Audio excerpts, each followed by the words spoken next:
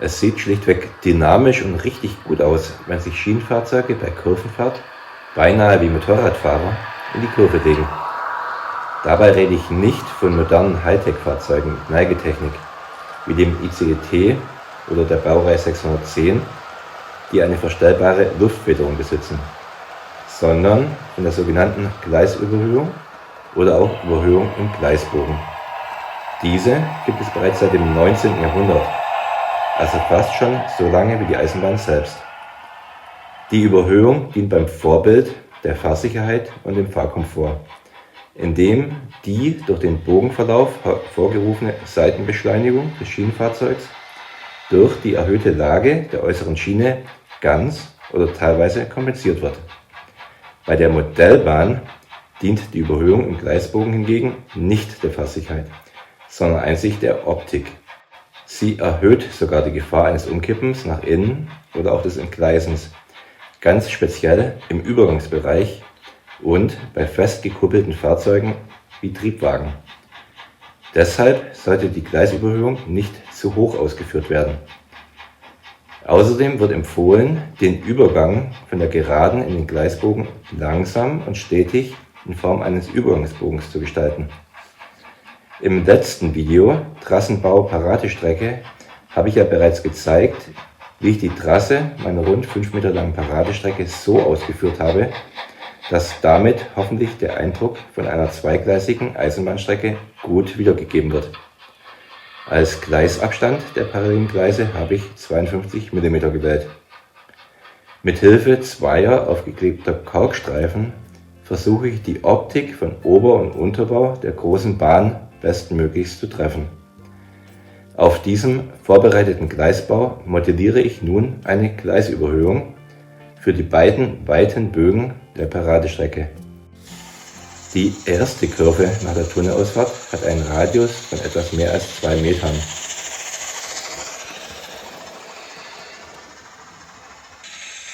Die zweite im weiteren Gleisverlauf ist zwar ausgerundet und startet und endet mit 1,5 Metern, geht aber bis auf etwa 1 Meter Krümmungshalbmesser zurück.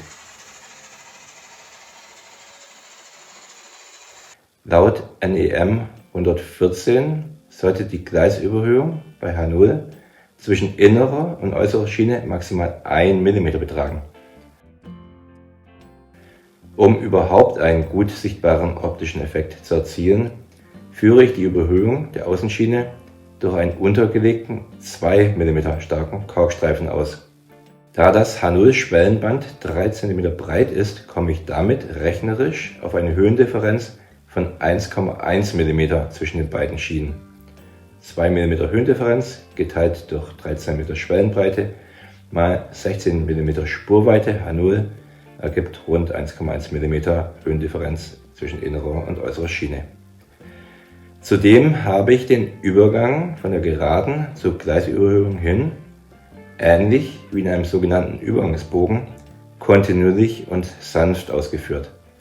Etwa 50 cm vor dem Beginn der Kurve habe ich bereits angefangen, mit untergelegten Papierstreifen leicht die äußere Schiene anzuheben.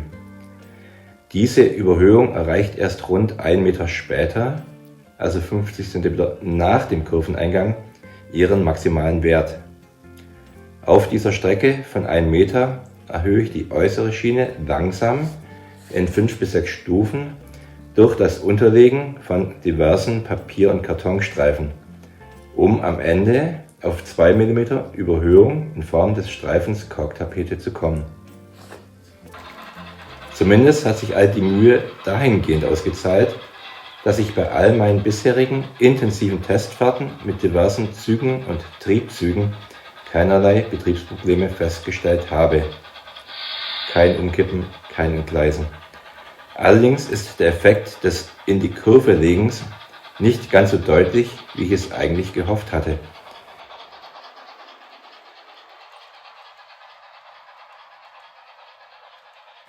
Falls man darauf achtet und im Besonderen, wenn man die fahrenden Züge von vorn oder hinten betrachtet, sieht die Neigung der Züge richtig klasse aus.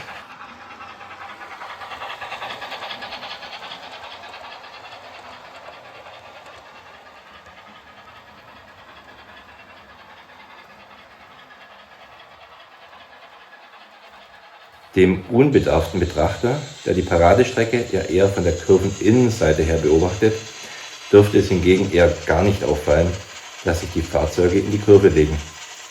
Ob sich all der Aufwand für die Erstellung einer betriebssicheren Erhöhung im Gleisbogen damit letztendlich lohnt, muss meiner Ansicht nach jeder Modellanlagenbauer am Ende selbst entscheiden. Ich persönlich erfreue mich nach wie vor fast wie ein kleines Kind an der dynamischen Kurvenfahrt meiner Züge. Mir ist aber auch bewusst, dass es definitiv nicht jedem so geht und es ganz vielen schlichtweg gar nicht auffallen wird.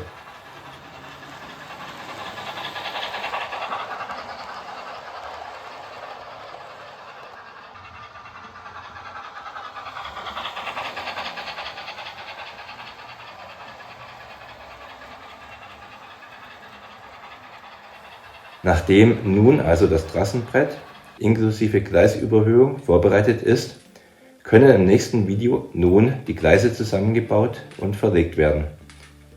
Wie bereits gesagt, verwende ich dazu keine Marklin K-Gleise, sondern den Schwellenrost von Weinert's Mein Gleis, in das brunierte, lediglich 2,1 mm hohe Code 83 Schienenprofile von Tillich eingeschoben werden. Als Mittelleiterkontakte nehme ich fein geätzte Punktkontaktstreifen von Weichen Walter, die etwas unauffälliger sind als die Pukos auf den K-Gleisen. Diese Gleise können aber nicht einfach nur wie fertige K- oder C-Gleise zusammengesteckt werden, sondern müssen quasi als Bausatz erst einmal montiert werden. Das möchte ich nächste Woche zeigen. Ein Clip über das Einschottern der so gestalteten Gleise wird in 2 Wochen unsere kleine Videoserie zum Bau meiner Paradestrecke abschließen.